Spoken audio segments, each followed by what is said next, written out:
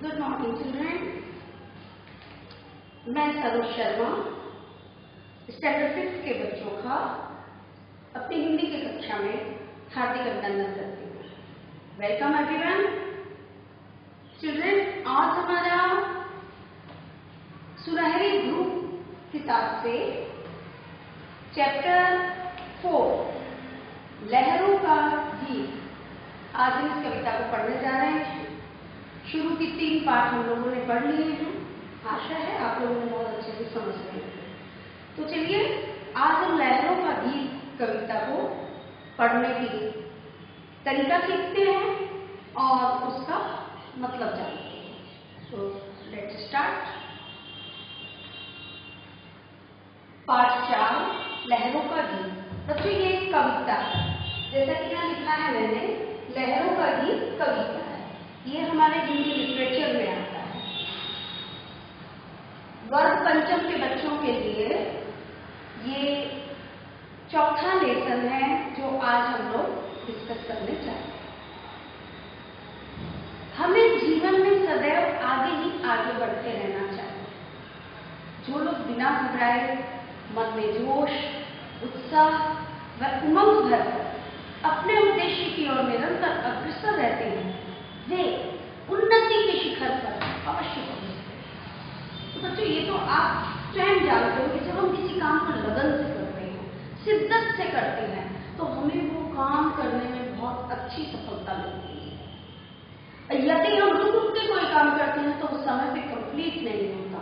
ये भी आप बहुत अच्छी तरह से जानते हैं। जब हम मन में जोश लेके, उत्साह लेके और निरंतर गतिशील होकर के वह काम करते हैं तो उसमें हमें जो सफलता मिलती है और जो खुशी हासिल होती है उसको तो हम बयान ही नहीं कर सकते।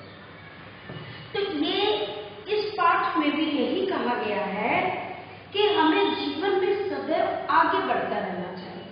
आगे बढ़ने का मतलब ये नहीं कि जो बच्चों की सिर्फ आप पैरेड कर रहे हैं और आप आगे आगे बढ़ते जा रहे हैं, पीछे मुड़ के नहीं देख रहे हैं, ये नहीं। कहने का मतलब है आप प्रगतिशील हो। आप कोई कार्य आपने किया, उसमें आपको सफलता मिली, तो अब आप उसे बैक गियर मत लगाइए, आप उससे सुपर कुछ करने की चेष्टा कीजिए। जब आप उसमें सफल होते हैं तो आप उससे सुपर करने की चेष्टा कीजिए। जैसे आपको यदि चौथी मंजिल पे जाना है तो आप एक सीढ़ी पे पैर रखने के बाद दूसरी के बाद तीसरी के बाद चौथी, इस तरह जब सीढ़ियों पर आप पांव रखते हैं तो आप ऊपर की तरफ जा पाते हैं। लेकिन यदि आप दोनों पैर एक ही सीढ़ी पे खड़े हो जाएंगे रख के, तो क्या आप ऊपर या नीचे कहीं जा पाएंगे? नहीं। वो हमारे कदम उस समय कौन सी स्थिति में होते हैं? असमंजस की स्थिति। वैसे ही हमारे मन में, हमारा मन, हमारा हृदय, हमारी शक्ति जब असमंजस में पड़ जाती है तो हम कोई कार्य करने में सफल नहीं हो सकते। क्या तो आप चौराहे पे यदि खड़े हैं और आपको कुछ समझ में नहीं आ रहा मुझे कहाँ जाना है, आप बच्चों गलत रास्ते पे चल रहे हैं, लेकिन खड़े मत रहो। वो गलत रास्ता भी आगे जाके आपको सही रास्ते का मार्गदर्शन कर देगा। कैसे? क्योंकि जब आपको गलत ही गलत दिखाई दे रहा तो आप सोचेंगे नहीं ये गलत रास्ता है, तब आप उल्टे पैर पीछे आएंगे, फिर आप दूसरे को देखने की चेष्टा करेंगे कि वो रास्ता कैसा है।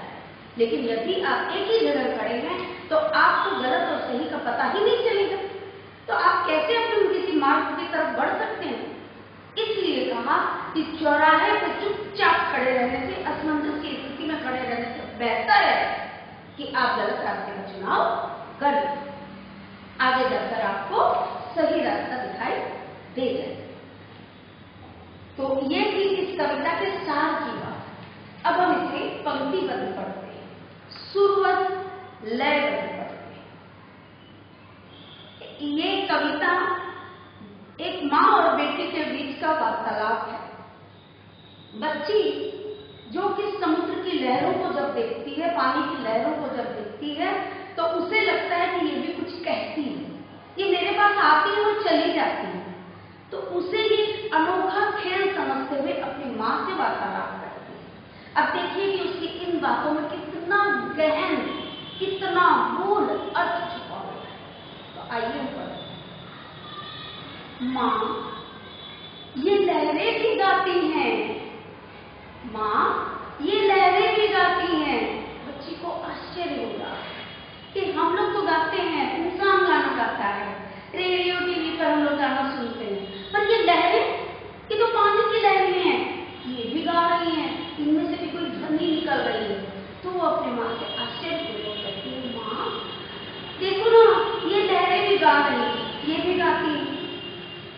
कल कल छल छल, कल कल छल छल के मधुर स्वरों से अपने गीत सुनाती हैं।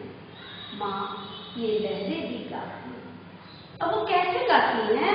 कल कल की आवाज, पानी गिरता है ऊंचाई से, या पानी, आप बाल्टी में भी पानी को जोर से हिलाइए, देखिए एक साउंड आएगा, ऐसा आवाज आएगा। और जब बारिश की बूंदें टपकती है तो टप टप की आवाज आती है। और जब समुद्र या नदी में लहरें उठती हैं तो करती हुए होती है। तो कलकल छलछल की आवाज, झरने से जो पानी गिरता है वो कलकल कलकल कलकल करके गिरता है। तो पानी की आवाज कलकल और छलछल के रूप में ही हम लोग समझ पाते हैं। तो ये जो कलकल और छलछल का मधुर स्वर है ना माँ, ये आवाज इस पानी की है। देखो ना माँ, ये लहरें भी गाती हैं, कलकल छलछल का मधुर स्वर इनका निकलता है। मैं देख रही थी अभी अभी, मैं देख रही थी अभी अभी, ये भी मुझ जैसी मचल रही। क्या जाने अब क्या मिला इन्हें, भर भर उमंग में उछल रही। अब वो अपनी माँ से कहती है कि माँ मैं देख रही हूँ, मैं तब से देख रही हूँ कि लहरें दूर से आती हैं और यहाँ किनारे पर आकर के वो जब टकराती हैं, उछल जाती है, वो दूर से यूं पलटाती हुई आती है।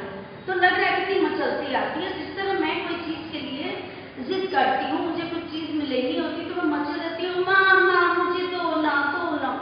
इसी तरह ये लहरें भी मचलती हुई आती हैं और फिर किनारे पे आके पता नहीं इन्हें क्या मिल जाता है कि ये उछलने लगती है। अब बच्ची ने ये बात क्यों कही? क्योंकि जब पानी लहरें मारता हुआ किनारे से टकराता है तो वो उछलता है। उछलने का मतलब वो खुशी, उमंग। बच्ची वही कह रही है कि जब मैं मचलती हूँ और उसके बाद मुझे कुछ मिल जाता है तो मैं भी खुशी से ऐसे ही उछल पड़ती हूँ। तो उसी तरह माँ ये लहरें भी उछल रही है, इन्हें पता नहीं क्या मिल गया जो ये खुशी से ही उछल रही है। तट से आकर हंस कर, तट माने किनारा, तट से, तट के किनारे के पास आकर के ये हंसती हैं, हंस हंस के बातें करती हैं, अपनी बातें कह जाती हैं। माँ ये लहरें भी गाती हैं। माँ किनारे पे जब ये पानी की लहरें आती है ना तो लगता है जैसे एक आवाज आती है जब टकरा छपाक की, तो उसे लगता है कि इसने आकर अपनी कोई बात कह दी। और कहने के बाद जब वो पानी उछलता है तो ये खुशी से उछल रही है। माँ देखो ये लहरें भी गाती हैं।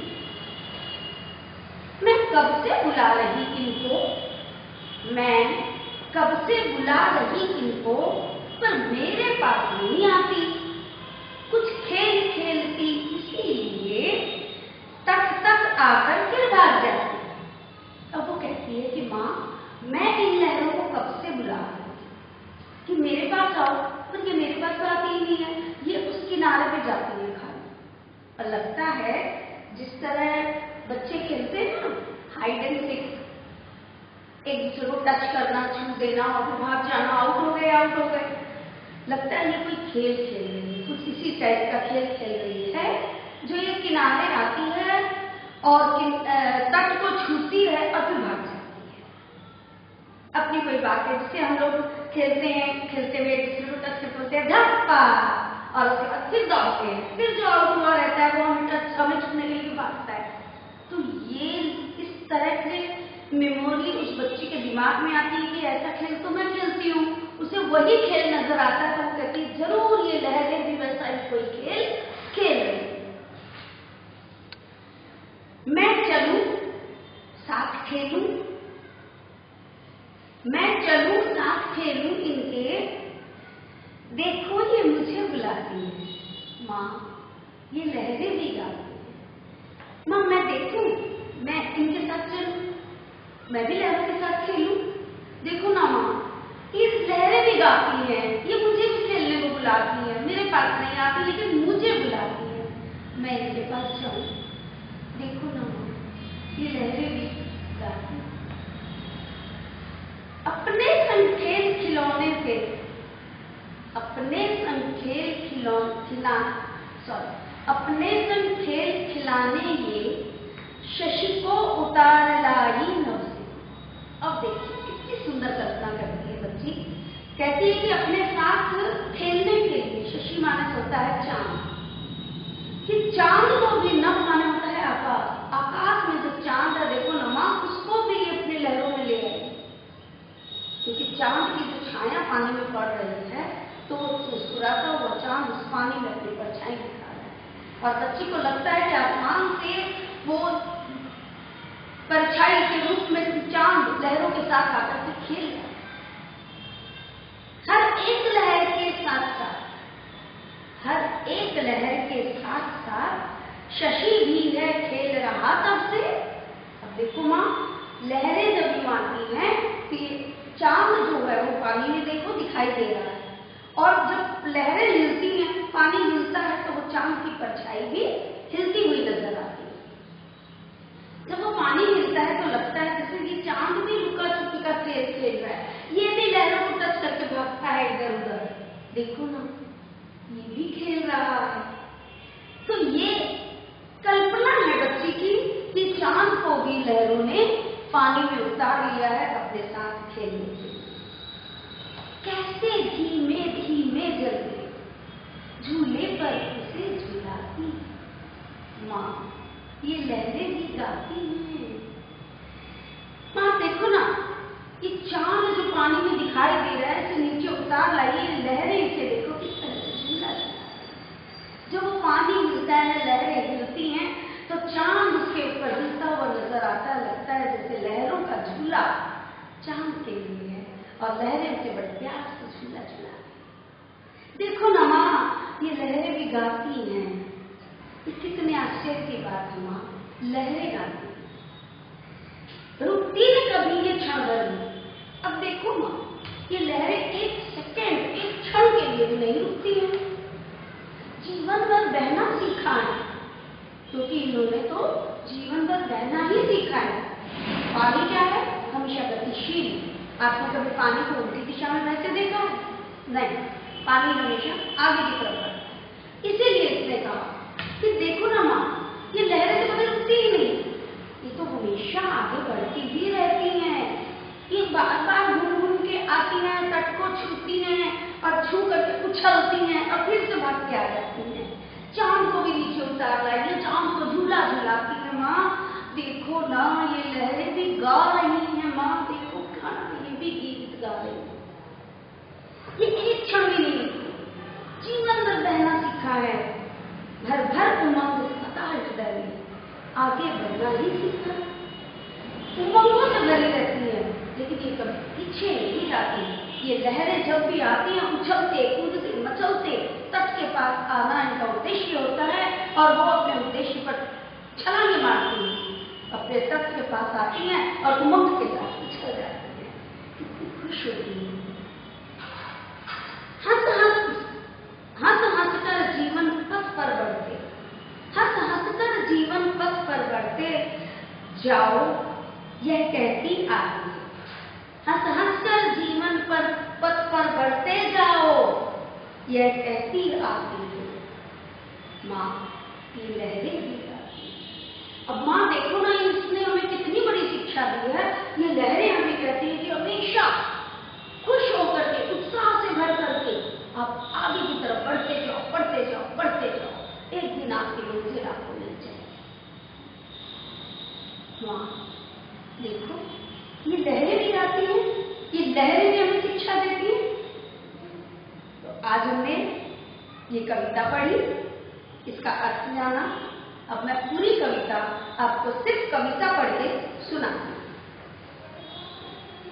माँ ये लहरें भी गाती हैं, कल कल छल छल के मधुर स्वरों में अपने गीत सुनाती हैं।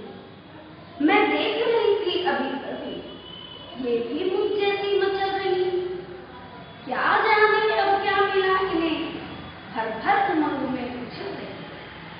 तब से आकर हंस कर अपनी बातें कह जाती हैं।